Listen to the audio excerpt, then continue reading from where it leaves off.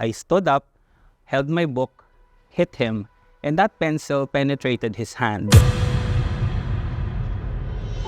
My parents were called to the office by the principal, and I got an F. My tatay was a doctor who developed prostatic cancer, and he was told that he only had 2 years to live.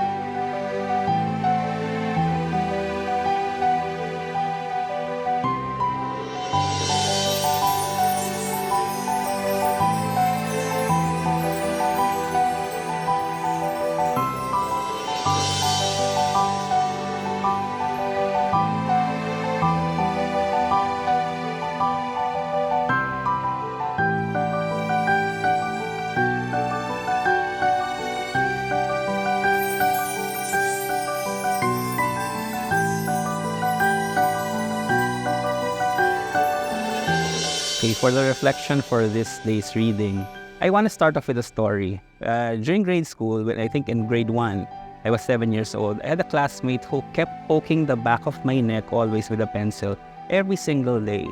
Now, I think it was after around 4 weeks, I stood up, held my book, hit him, and that pencil penetrated his hand. So I said, probably this will solve my problems.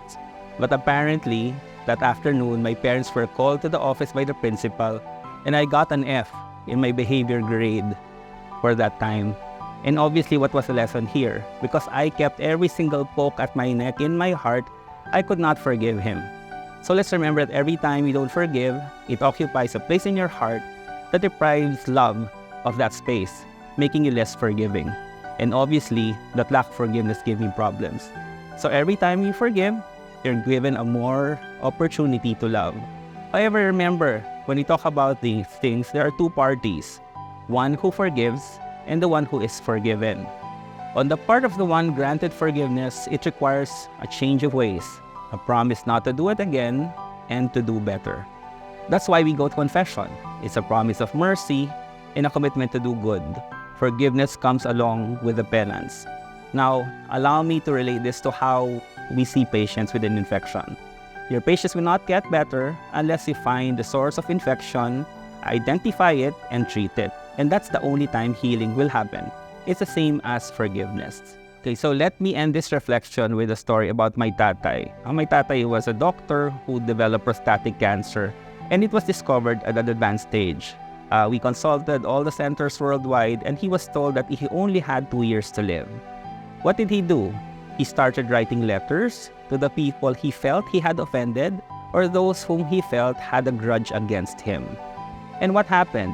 He felt lighter, he felt better, and maybe through some divine miracle, he survived another 8 years.